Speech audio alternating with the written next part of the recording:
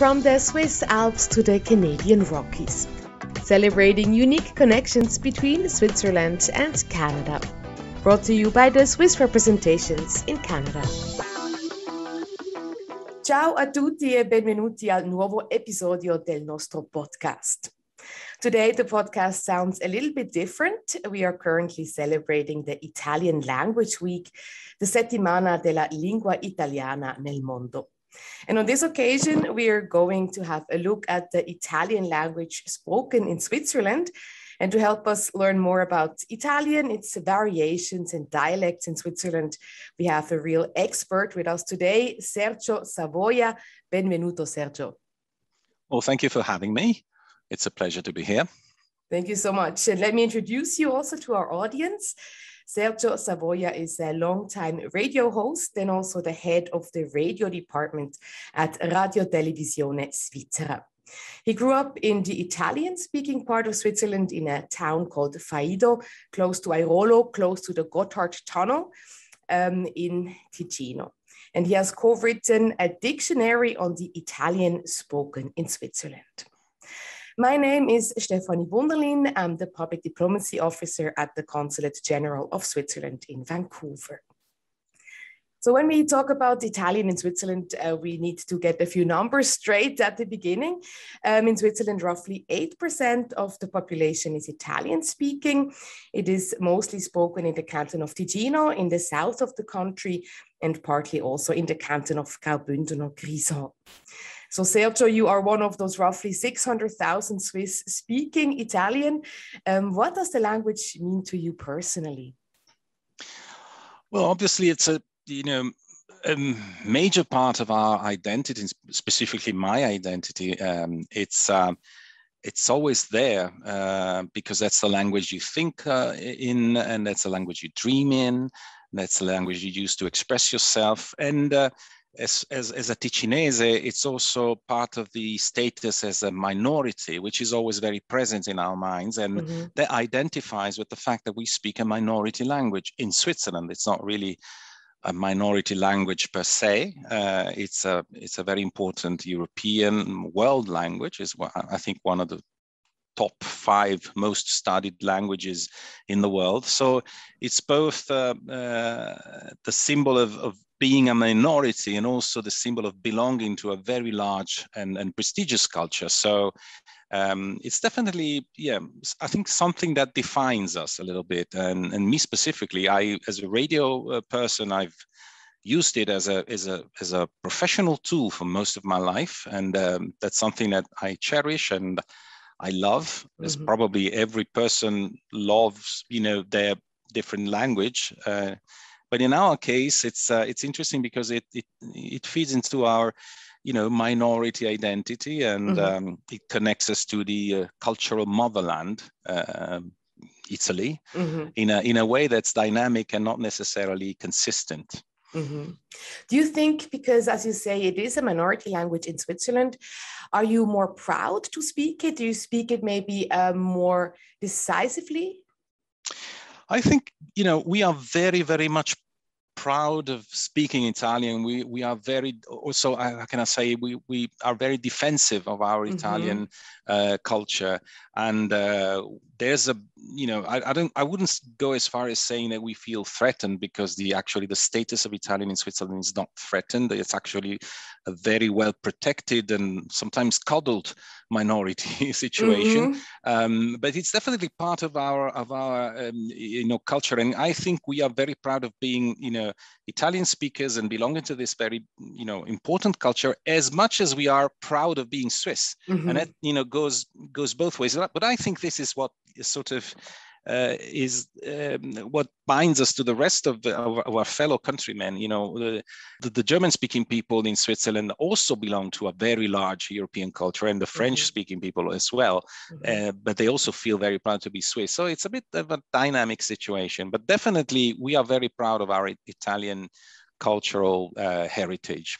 And of course, when we talk about, Italian spoken in Switzerland, we also have to acknowledge that there is not just one Italian. It sounds different in all the different regions of the south of Switzerland. Can we maybe talk a little bit about the different dialects? Maybe what dialect do you speak, Sergio? Well, I don't actually. I am not a native Ticinese dialect speaker. Obviously, I can understand it very well, but that's not the language that comes natural to me. I'm a native Italian speaker, and that is the case for probably half the population in Ticino. The so-called Ticinese dialect, although it would be probably better to define it as a language, as part of the Lombard language. It's a bit fading right now due to the fact that the younger generation do not speak it as much as the older generations. So if I make a comparison between the situation of the local dialects here in the Italian-speaking part of Switzerland, in Ticino and the Grisons, and the situation in the German-speaking part, well, I would say that the Swiss German dialects or Swiss German languages are more vital than the local Ticinese dialect. And it's, for example, in Lugano, I would say that most of the population speaks Italian as a first language. It wasn't the case up until probably 50 years ago. And that's something that's happening also in Italy as well. Italy has many, many regional languages. They used to be called dialects. But, as you probably know, the difference between a dialect and a language, as somebody famously said, is that a language is a dialect with an army and a navy. Having said that, the future probably will bring about a standardization of the language in the case of Italian, where more and more people will have Italian as their actual mother tongue and not the local language or the local dialect. And that's happening also in Ticino. Yeah, I think. Yeah. So where will we have to go at this point to still hear the Ticinese dialect? Well, you can hear it actually anywhere, but basically it's more spoken in the upper valleys, the area where I was born, more than in the south, but obviously in cities it's spoken less than in the rural areas or in the countryside. But still, you can hear it, it's still very present. It's not as present as it used to be. And the trend is for it to lose importance. The difference between, for example, the Ticinese dialect and Schweizerdeutsch is that you would never have the weather forecast in the Ticinese dialect. You would not speak the Ticinese dialect in a formal work situation. You would not expect to have a conversation in dialect in a bank, for example, or with your lawyer. So the actual social context is very different. It's very much a language for your friends and family, but not for any particular formal situation in society at large. And that's, I think, a big difference between the situation here and the situation with the Swiss variety of German. Yeah. Maybe here as a side note for everybody who's maybe not as familiar with the landscape of the Swiss German. It's really true what you say. Like here at work, for example, here in the office where I'm at the Swiss consulate, we actually have meetings in Swiss German. You could hear radio stations where they talk Swiss German. You could even listen to the news in Swiss German. Yes. So that is very different. You say in the South, you would always have standard Italian. That would never be the case here. Yeah. You can't imagine. It would be even funny if we were to have a working meeting, I don't know, a Zoom meeting speaking our dialect. That would be frowned upon. It would be something that's not really probably the situation that you could find in Germany as well. So the usage of the dialects in Italy is relegated to very specific social situations. Yeah, I assume also when we say the dialect, the Ticinese dialect, that's also a variation that is not understood by everybody, right? So if you would go to Rome and you would speak Ticinese, would you even be understood? No, I'd say that's also the other way around. Mostly, what has to be understood is that these are languages that co-evolved from Vulgar Latin. So they're not actually the dialect variations of one another. So the standard Italian spoken today comes from the Florentine language that was spoken in Florence in the 14th century. But the Roman dialect, the Naples dialect, the Sicilian dialects, they co-evolved. So they are each a different branch of the same tree. They don't belong to the same branch. So they are very inappropriately called dialects. They're not dialects, not in the linguistical sense. That's a controversial definition. So also here you can understand where a person comes from, even when they speak Italian, standard Italian, because of the accent. So I can tell if somebody's from Locarno, Lugano, Bellinzona, from the upper valleys, even when they speak standard Italian, because the accent is so peculiar. So it's a telltale sign of where you come from, to the radius of 15 kilometers approximately. Yeah. That's interesting. It's the same in Swiss German as well. You can very well tell if somebody's from 10 kilometers away or not, right? Yeah. And so, we can already tell you have studied this a lot, you have thought about this a lot, and that is also because you have compiled a dictionary on the Italian spoken in Switzerland. It is a dictionary about the particularities of the Italian in the south of Switzerland. And the book is called Il Svizzionario, which is, I think, a play on words. Can you explain the title a little bit? It's called lo Svizzionario, which is actually a pun. It's a word made of dizionario, which is a very obviously dictionary, and Svizzero, which is Swiss. So that we put the two together, and the Svizzionario came out, and the subtitle is Splendori, Miserie e Segreti della lingua italiana in Switzerland. So wonders, miseries and secrets of the Italian language in Switzerland. It's derogatory a little bit. It's ironical, but the basic idea was to compile some sort of dictionary where we make a comparison between mostly lexical differences between the Italian spoken in Italy, the standard Italian, spoken in Italy, and the Italian spoken in Switzerland. And something that puzzles our Italian friends very much, even though we're very close to one another, but there are words that we use that would not be understood in Como, even though Como is just beyond the border. And that, has many reasons, but mostly one of the main reasons is that we are a language that lives in close proximity with other languages, namely German and French. And those languages have influenced lexically, so word-wise, have influenced many words that we use in the Swiss version of Italian and that Italians don't use. Maybe I can make some examples. I would love to hear some examples now, of course, yes. For example, think about the political language, where you have, for example, the Iniziativa popolare, Volksinitiative. It's simply an expression that doesn't exist in Italy because the very thing doesn't exist. So it's quite funny. Then we have things that exist because we have decided to translate in a very direct way something that exists in other languages. Let me make a very simple example. The word riservazione, for example, when you want to make a reservation for a ticket on a train. So we use the word riservazione, which is not used in Italy. In Italy, it's called prenotazione. The reason why we use that is because it's reservation in French and something very similar in German, etc., etc.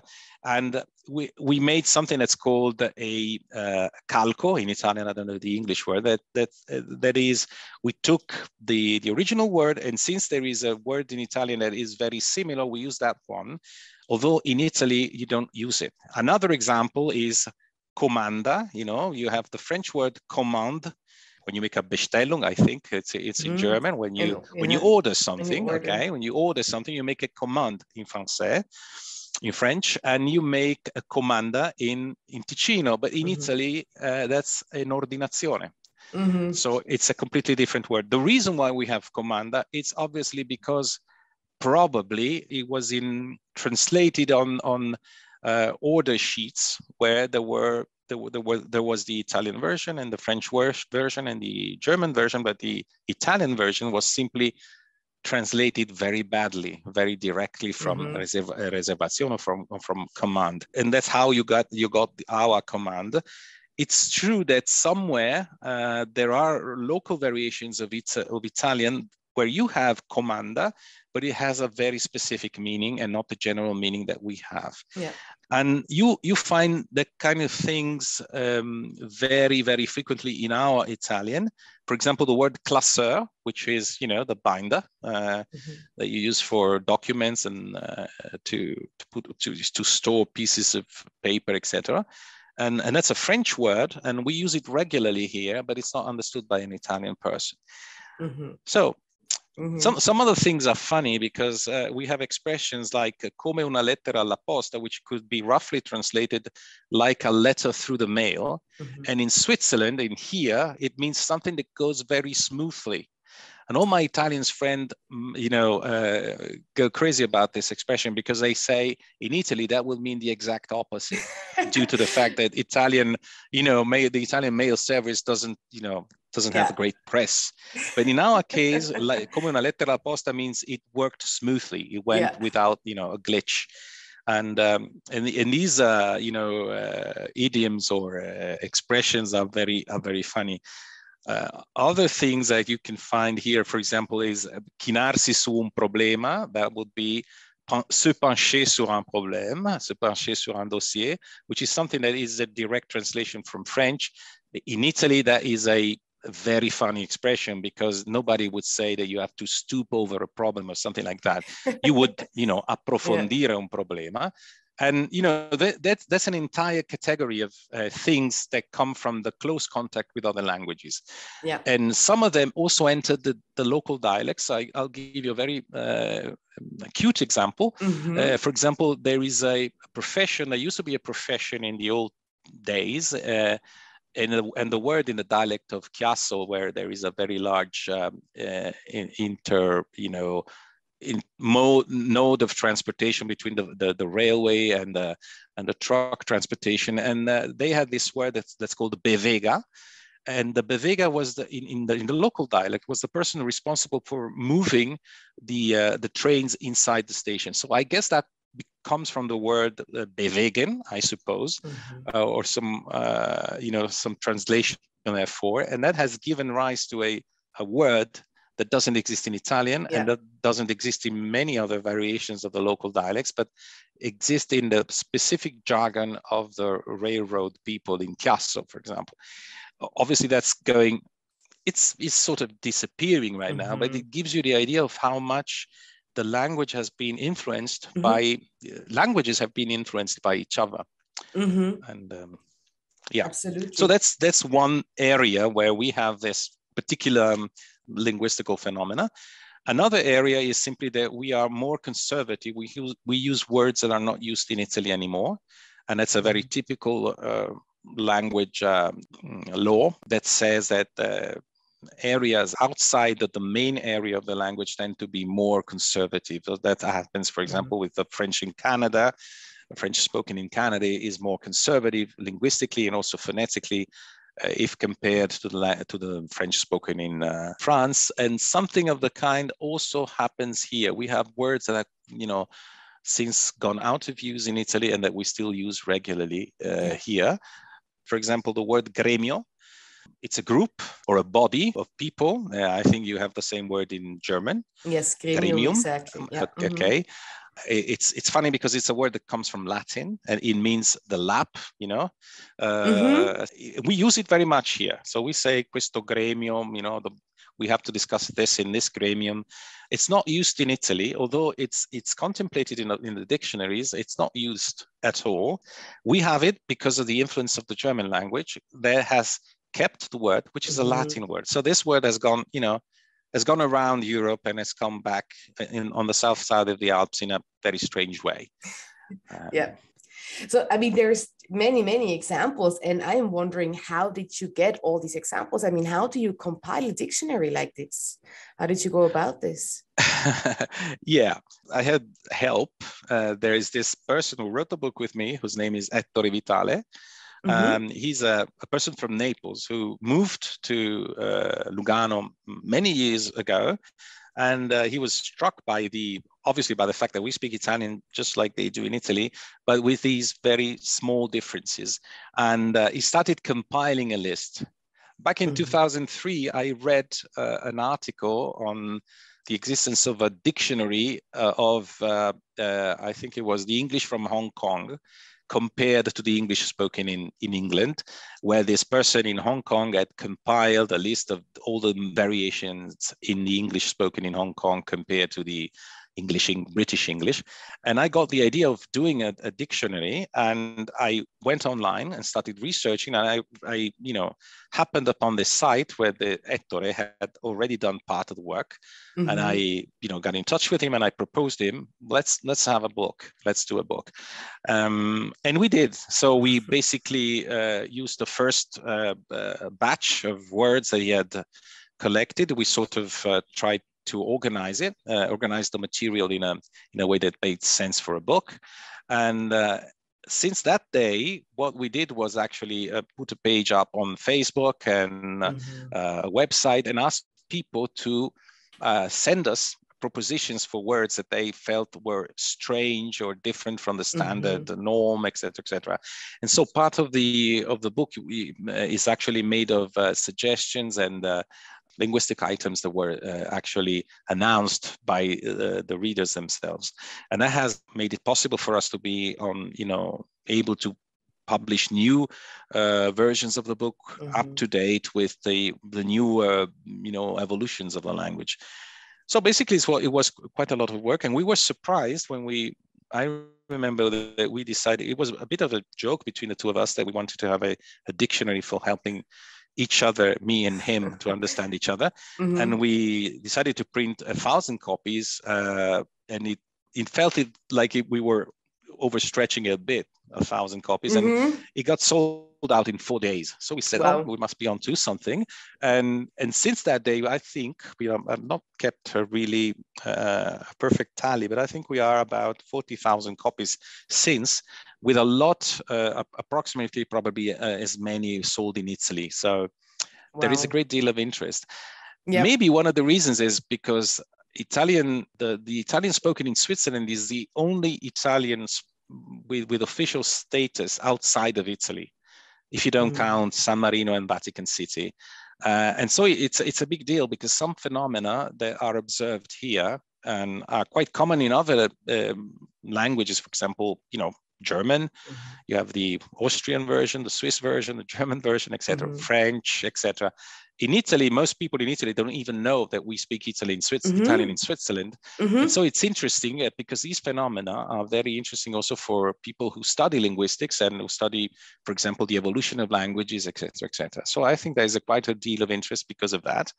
And of course, it's funny. I mean, it's a fun read. It's not, there's quite a lot of publications, scientific publications. We're not worthy of those, but we wanted it to be a very popular read, so we tried to make it fun. And yeah, I think we succeeded, because it's actually a fun read even after so many years. That's great to hear. And do you have any idea with how many words or expressions you started at the beginning of the dictionary, and how many you have now that you found? Oh, well, I don't know, but I would say that probably we added some 30% to the original body of work, because obviously after the first few editions of the book, people started writing to us, or writing basically through social media or our website, or even directly. And so we added every new word that was confirmed at least by 2 people, we added them. So I think it probably, between 20 and 30% of the words you actually have in the latest edition are new to that edition. Yes. And if I read correctly, you started in 2004, right, with the first edition. So it's been a while, and you're still adding new expressions, right? Yeah, we're planning to have a new edition out. We wanted to do it last year, but obviously with the pandemic and everything, we decided to postpone it. But yeah, we have a lot of material that we could add to the new edition, and also some things that we would like to correct, or maybe to conceptualize a little bit better, and also explanations that we have found for expressions that were so wildly different in Ticino as compared to Italian, where we knew that there was a particular expression where we didn't know why. For example, one of these expressions was confondere il burro con la ferrovia. Translated literally means mistake butter for railway, which makes absolutely no sense. No. And then we had a lot of people writing to us, sending wild explanations, very elaborate ones, etc., etc. Then I met a person who told me, and I don't know if that's true, but I can verify that with you, that there is an expression where you have Ram und Bahn in German. So we're in a certain German dialect where you actually mix cream with the railway. Because it rhymes, right? I don't know the expression, I have to say, but it does rhyme. Yeah. For example, in Italian, you say prendere Roma per Toma, which means Roma is actually the city. Toma is a piece of a shoe. But obviously, the reason why you can mistake them is that they are very similar in sound, whereas burro e ferrovia are not very similar. Burro means butter and ferrovia means the railway, the railroad. But we also found a person wrote to us from Argentina and said that in Spanish, they have an expression that it sounds something like confundir burro y camino de hierro. Okay, that is a donkey with a railroad, burro y camino de hierro. And burro obviously means donkey in Spanish, but it means butter in Italian. And so that could be also a mix-up taken back from people who emigrated to South America or to Spain. And so we have, for example, these two explanations. We're not sure which one of the two is actually the most likely. And what came after the first edition is that people contributed with explanations where we fell short, where we didn't have the actual explanation. And so they provided with many words, new expressions, and some new explanations. And we'd like to integrate that in the new edition. Yeah, we can't wait. And for sure, we will also, for anybody who's interested in Il Svizzionario, we will for sure link it in the description of this episode, so you can visit the website and find out more about it. And I have one last question for you, Sergio. Yep. You mentioned before, that in Switzerland, the Italian is a minority language. Is the dictionary maybe also, of course, it's fun, it's entertainment, it's educational. Is it also a way to kind of preserve these distinct features of the Italian in Switzerland? Oh, yeah. I don't want to sound too ambitious because, as I mentioned before, there is quite a lot of work, scientific work, literature work that has been done by Swiss, linguists concerning the varieties of Italian in Switzerland. It's actually a variety of the Italian language which has been studied extensively. There is un osservatorio della lingua italiana. There is, a study institute. So we are, as I mentioned, at the outset of this conversation, we are very proud of our language, and we spend quite a lot of money in trying to preserve it and study it, and I think they do a lot of very, very good work. Having said that, what this book I think achieved is that it brought this down to a very, very popular level. Probably that was influenced by the fact that I'm a radio host, so I'm very much used to, speaking to all sorts of people, not necessarily scientists. And the book does that kind of work for an audience that doesn't necessarily have the means to understand, compared linguistics and stuff like that, but are interested in the preservation of their language. And there are quite many people from, the other linguistic communities in Switzerland that have bought the book, because I think that's something it's interesting, it's funny, it's even endearing to a certain extent to see how a relatively small community can develop language solutions for their situation. As I mentioned before, we have a different political and, political setup which requires that we have our own specific words. And I'm sure that's the same thing with the German-speaking situation in Switzerland, where we have things that do not exist in Germany or in Austria. And so you guys have your own language solutions. And for us, it's the same thing. So I think, as I said, the Italian in Switzerland is not in the immediate danger of disappearing. It's actually a very strong language.